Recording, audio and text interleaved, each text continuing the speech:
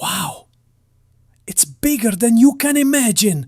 Just hanging there, silent, waiting for me.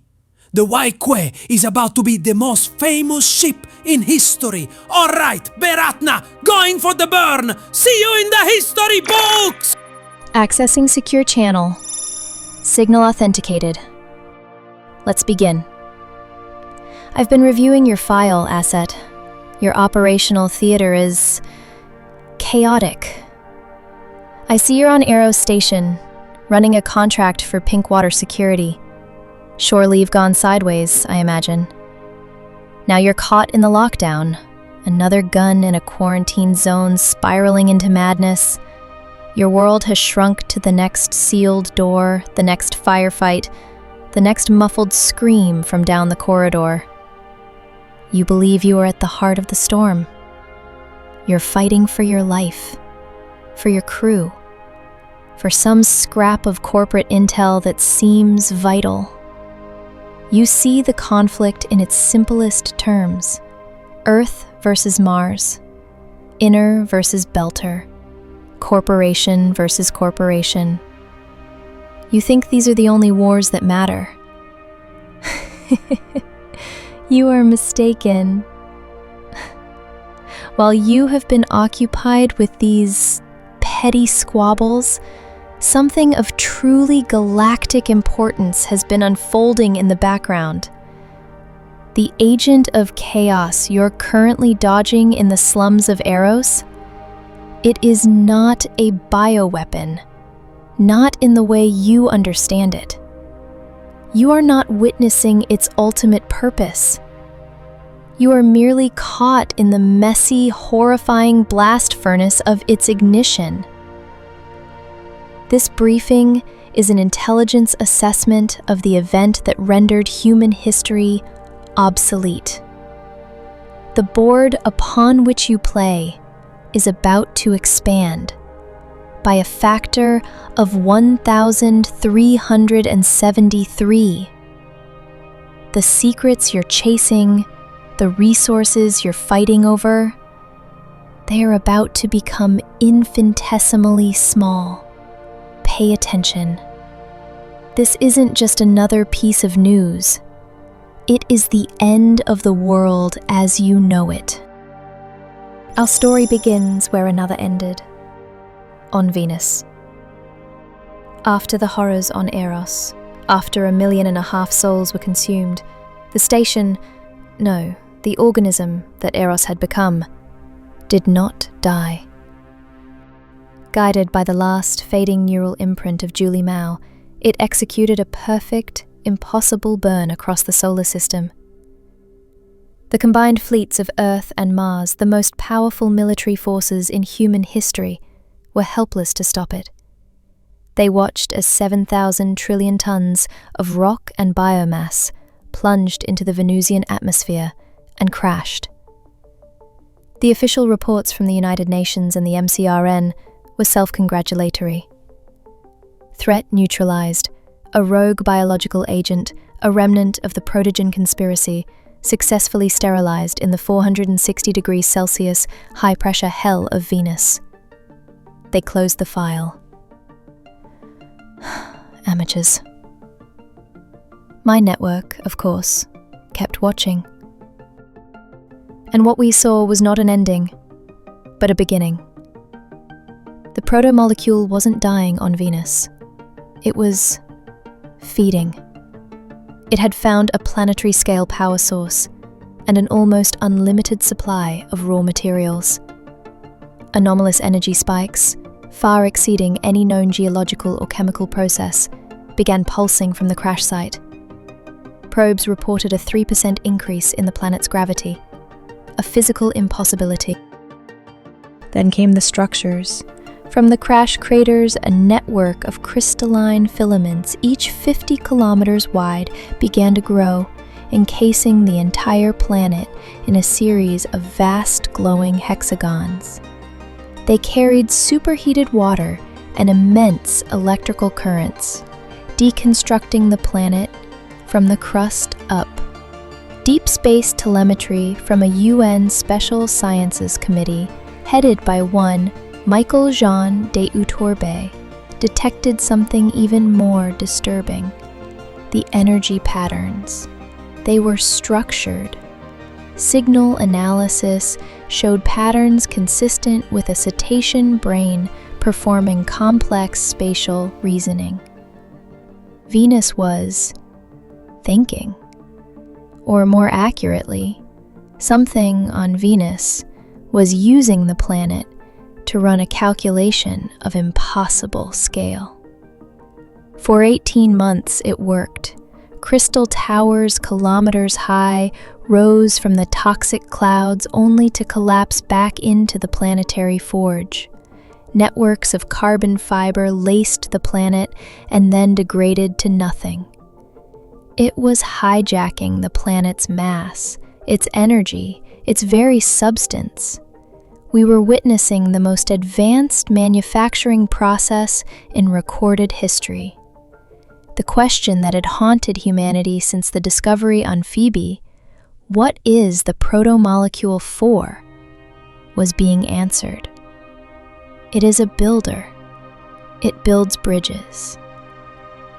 And then, one day, the work was finished. A structure of unimaginable size and complexity launched itself from the Venusian clouds. It wasn't a ship. It wasn't a weapon. It was a piece of alien architecture. It traveled out past the orbit of Uranus, a journey of almost 2 astronomical units, and there, in the cold, silent dark, it assembled itself into a perfect 1,000-kilometer-wide ring. Humanity had spent its entire history looking up at the stars, wondering if we were alone.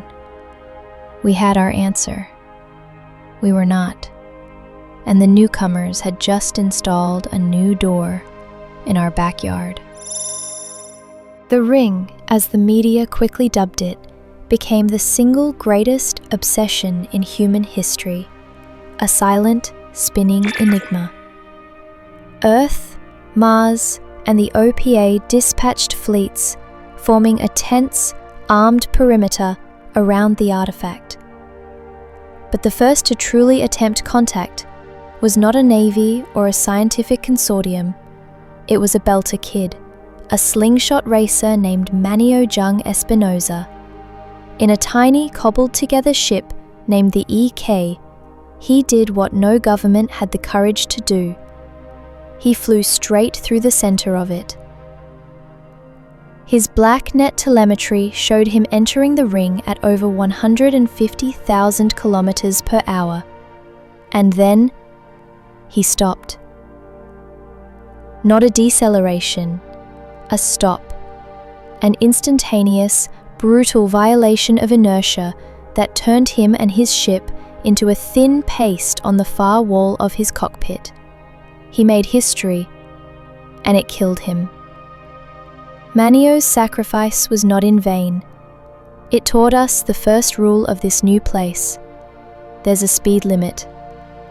The combined fleets of the inner planets and the OPA cautiously followed, sending probes first, then manned vessels.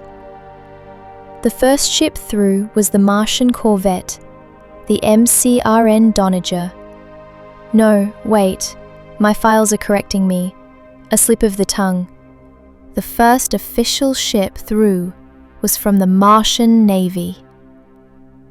But it was closely following behind a certain repurposed MCRN gunship you may have heard of, the Rocinante. What they found on the other side was nothing. A perfect starless black. A bubble of space where the normal rules of physics were suspended, replaced by a new, artificial set of laws. The hard speed limit was confirmed. Anything moving faster than approximately 600 meters per second is neutralized.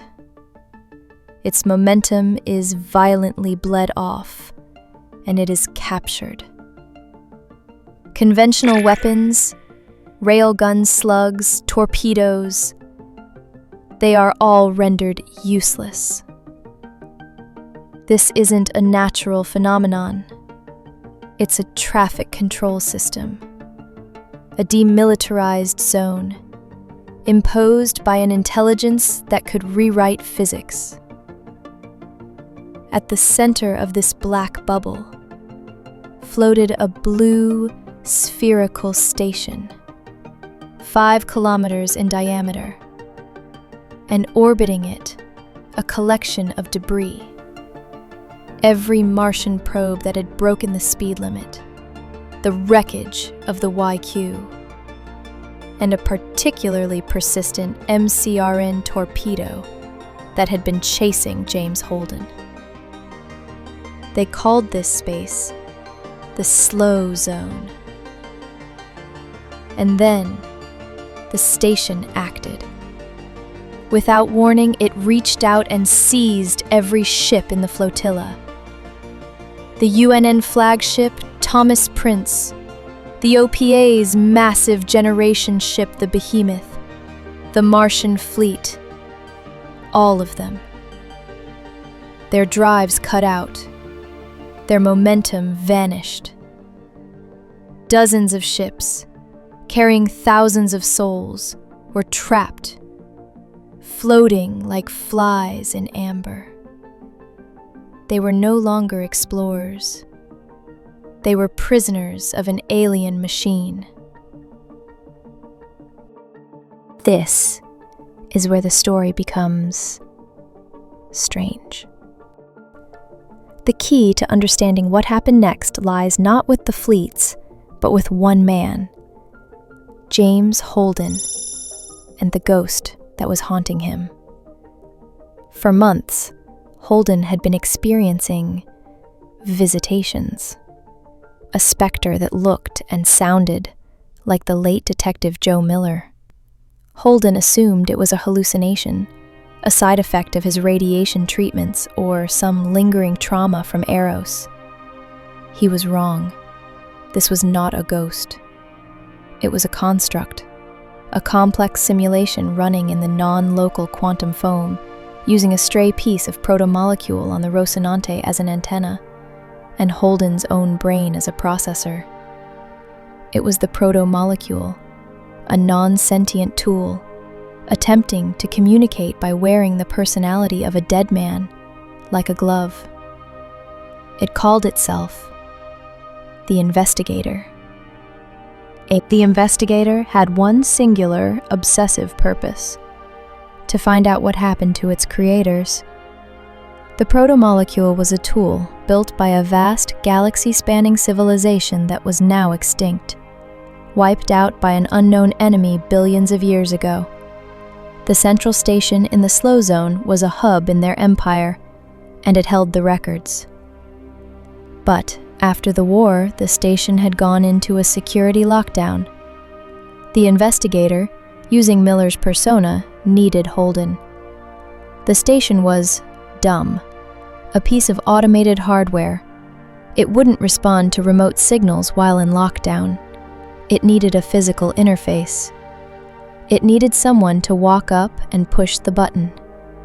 The Investigator guided Holden through the trapped fleets to the central station, into a vast, cathedral-like chamber at its heart. It told him that to end the lockdown, to clear the room, he had to touch the central console. This was first contact. Not with an alien, but with a tool wearing a human mask, asking for help to solve a 2-billion-year-old murder.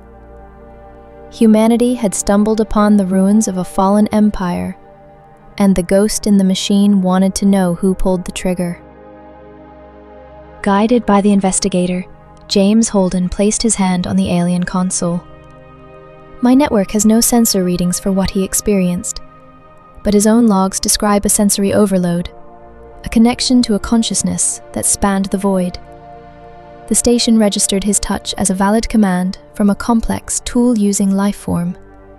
The security lockdown, in place for eons, was lifted. Instantly, the grip on the human fleets was released, The speed limit inside the slow zone vanished. The ships were free. But that was not the main event. Across the surface of the black bubble, 1,372 other rings shimmered into existence, and every single one of them activated. They weren't just architecture anymore.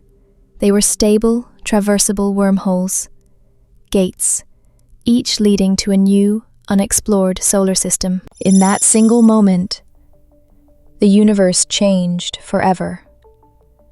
The Earth-Mars Cold War, the struggle for resources in the belt, the entire political and economic foundation of human society was rendered meaningless, obsolete. Why fight over the water in the belt when there are 1,000 new worlds with oceans?